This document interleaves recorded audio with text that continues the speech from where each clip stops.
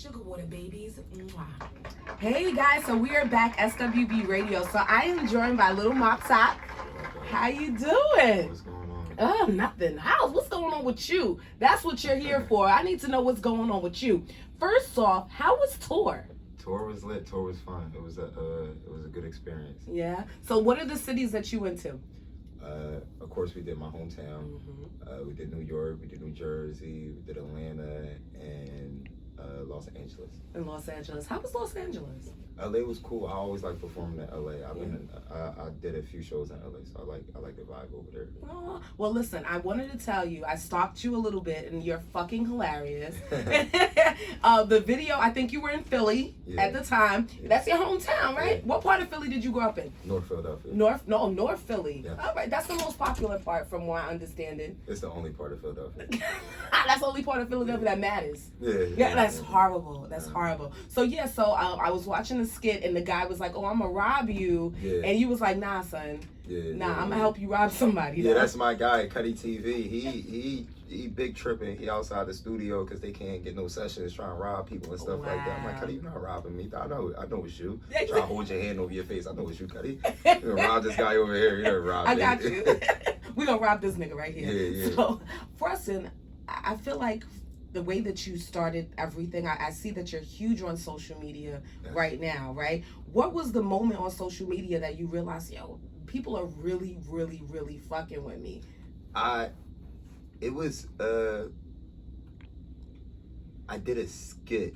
I can't remember what skit it was. It was when I started the transition from like just doing music to like doing more creative stuff.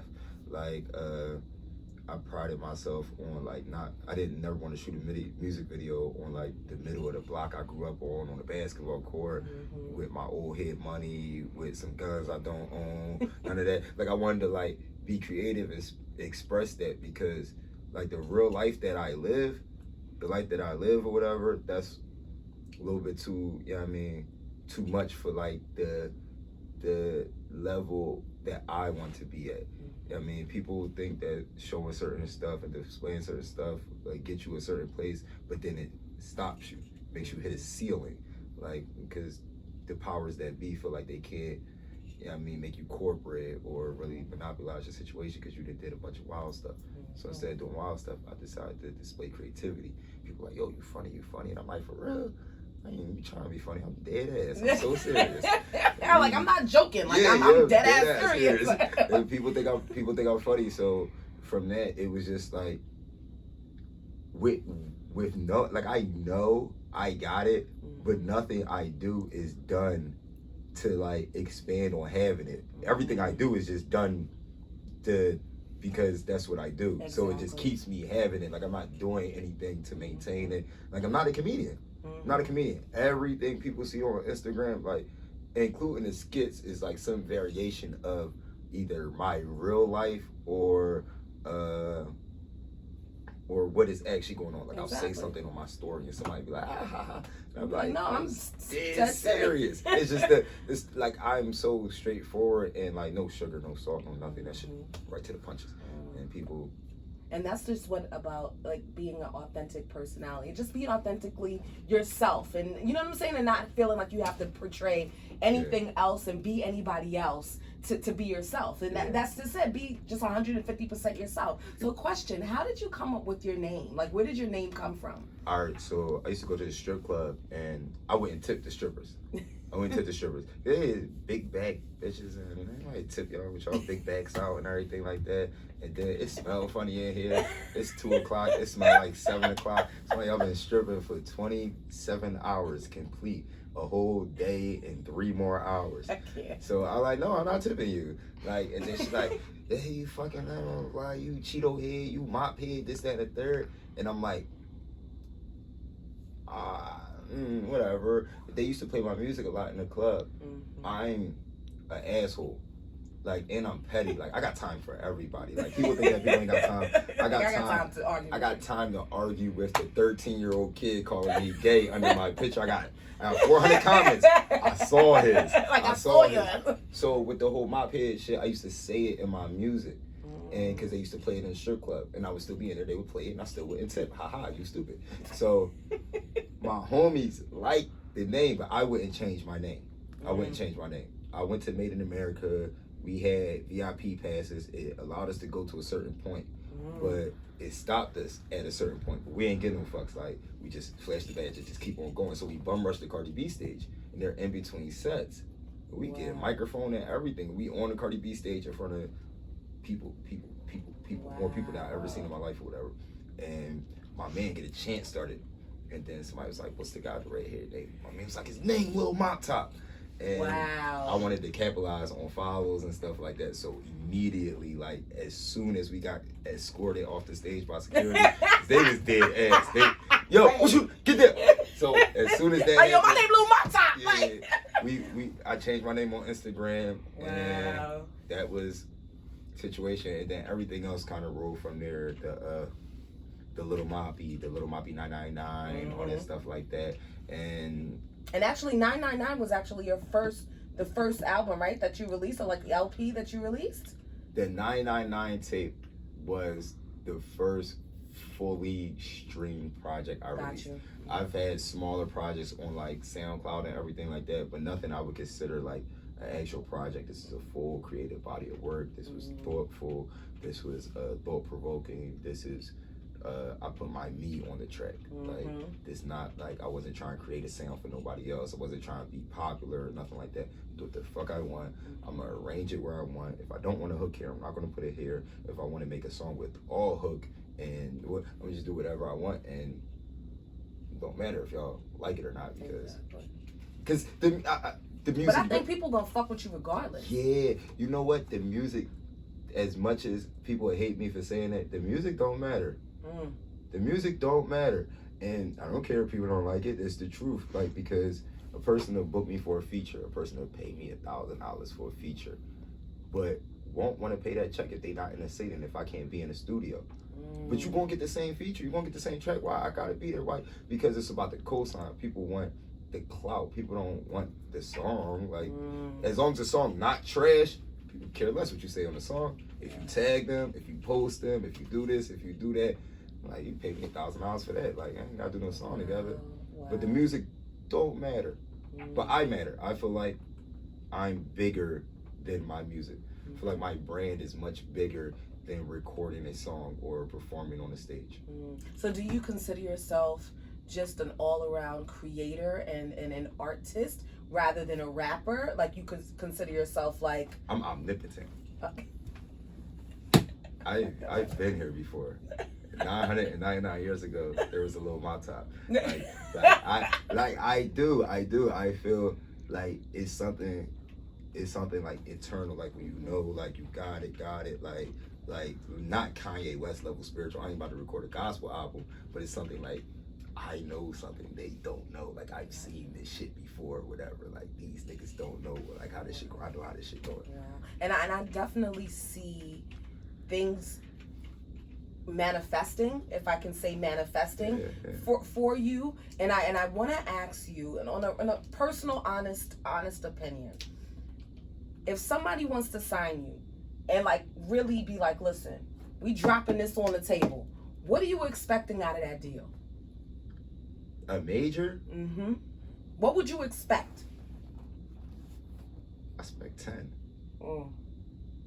They gave Chopper 8. They gave Chopper 8. Like, the details is like the tricky part, but we talking like base of it, the cosmetic of it. Like, when I sit down with anybody, like, how much you sign for? To sign me, I gotta be able to say 10. Gotta be able to say 10, or it's not worth it. I create my own brand and I push myself forever. Like, little do people know, with my little almost 36,000 followers and my blue check and my thousands and 10,000s and 20,000 of views, I pay all my bills and live a great life. I don't gotta sign to nobody. Got you. I ain't gotta sign to nobody. They put $12,000 in my mouth on me. So the labels control nothing. I'm going to be as rich as I want to be, or I'm going to live the life that I want to be with or without a label. If I want to be in a foreign every other day tour road, is renting Teslas for $177 a day. Gotcha. You could do that. Yesterday. Yeah, that's what I'm saying. A label, Some yesterday money. label don't really mean nothing to a certain person. Like when you know like your brand is like cool, and then when you don't, I ain't know, like I was broke and dingy. I'm not broke and dingy no more. Like I've used like what I got to build relationships, to gain financially and everything like that, to the point where no, can't nobody offer me no $20,000, $30,000. I looked at them like that's disrespectful. Like take that shit and go ahead. You could have called me. Exactly. You could have sent me a DM and I could have said Real fuck shit you. and told you no. I could have been like, Yeah. fuck you. I was talking to which one called me in the DM today. Orlando Brown. Really? Yep. What y'all was talking about? He won $4,000 for a feature. I want to work with Orlando Brown. I'm not going to send him $4,000. Orlando Brown is a crackhead. You don't send no crackhead $4,000 via nothing. Like we can go to the studio and we can record a song, but you don't send no Orlando Brown. You're not gonna go snort my money. I see. He was just on TMZ like less than a year ago in the closet, butt naked. Them cops ran in there. I still want to work with you though. I'm just being honest. I do. He's gonna be upset. He a comedian now. He got a sense of humor. He gonna be fine. Yeah. I think. No, he fucked me up because somebody sent me his new video, Coming to America. I didn't see it. I did. I didn't see it. None of it was recorded in America. Oh, but it's called Coming to America. The whole video in Brazil. Well, maybe they're in Brazil going, like headed to the airport. I thought he was going, I was like, it's going to end in New York. And Yeah. he's going to spin around and it's going to be like Times Square. Yeah. That's the sound he made in the video too. Oh, he made that sound for like 3 minutes straight. And that was nothing else. You heard it, right? You heard it. Yeah. He made that sound. So, and he was playing with like little baby animals, like panthers and tigers. Like he was fearless. Like he had a tiger right near his neck. Like it was TMZ waiting to happen. But no, he didn't go to America. He didn't go to the bus station. He didn't go nowhere. He stayed in Brazil. He didn't like book a ticket. Like they didn't have. He didn't have an American flag in the video. Passport. He danced on his Donald Trump thing. Like, you know, the Donald Trump thing with the legs that you put yourself into or whatever. And it looked like you walking on Donald Trump back. Oh, shit. All right. We have to pull that up. I have to see that shit because I didn't see it. If we do a song together, like, I'm trying to do the biggest troll song with him or whatever. I'm trying to do, like, a song called That's So My Beat. Because, you know, him and Raven, you know, that'd be... That'd be a whole situation. Viral. I ain't trying to go viral. That situation is so messy that is so entertaining, and I love it. They got a secret baby. Much. You think so? I seen the baby. The baby look like him? I said the baby look like him? No, but what the baby look like? No, but you know how that it get creepy when you talk about like his situation or whatever. Like he was pushed out and it gets spooky and mystical. Listen, when you fuck with Disney, I don't give a fuck what anybody says. Anybody who came from Disney, who was a child star, it's tough for them. Yeah. And they're signing these major contracts and then living this life, and it's tough for them to process it. And then when you become an adult, you're kind of like, it's kind of like growing up in a home with Jehovah's Witnesses, and then when you get an ounce of freedom, it's like, yo, all hell is gonna break loose. It's like they have a clause or whatever where you can't do certain stuff and say certain stuff and everything like that. Orlando Brown did it smart. Fuck what his situation is and fuck how fucked up his life is and everything like that. We don't remember a lot of Disney kids. We remember him. The video looked shot. He got dirty MTV shirt on. Like he looked bad, but he in Brazil and we. Is he living there now? I don't know. No, I'm gonna go visit Orlando Brown, taking this 4K because I'm not sending him $4,000. Yo, if you see this, because we follow each other, and I know you're going to see this. I'm look dead at the camera and tell you, you a crackhead, not sending you $4,000. But if you in LA and I'm in LA, look at Bam done. Yeah. Bam done. Now listen, so I know you have a show tonight, so I don't want to keep tomorrow. You. Oh, it's tomorrow. Tomorrow. Oh, okay. Show so tomorrow. all right. So I didn't want to pull I'm on going your to time or whatever. I'm going network with artists. Okay. So listen, before we go, I wanted to ask you, do you have any projects or anything that's coming out like right now that everyone should be looking for, or anything that's going to be like released anytime soon? So I got a single called Sunday Slime that's out right now, just released. I actually did my production company did the edit on the video. Okay. We shot it in LA. Right before that, I dropped a song called Book of Mop. We shot that in New York. The Jesus of Philadelphia, he baptized me in the Hudson River. Before that, I dropped Moppy Beaver. I'm gonna drop a mixtape. Okay. So I'm not gonna say a date. You don't have a date yet. No, I don't even know. Okay. My manager gonna see this and be like, I didn't know you wanted to drop a mixtape. Okay. But so when Instagram see it, everything like that, because I dropped the Book of Mop and it's supposed to be, everybody expected it to be a tape. Ooh. And you drop a book with one page, and I'm like, my bad. Y'all kind of right. So what I'm gonna do is I'm probably gonna drop a tape. I don't know, call it the Book of Mop, and put the Book of Mop on it, and give people like 8 more pages. Like we make a 9-page book or whatever, visuals and everything like that. Be dope. And I might do that before the end of the winter.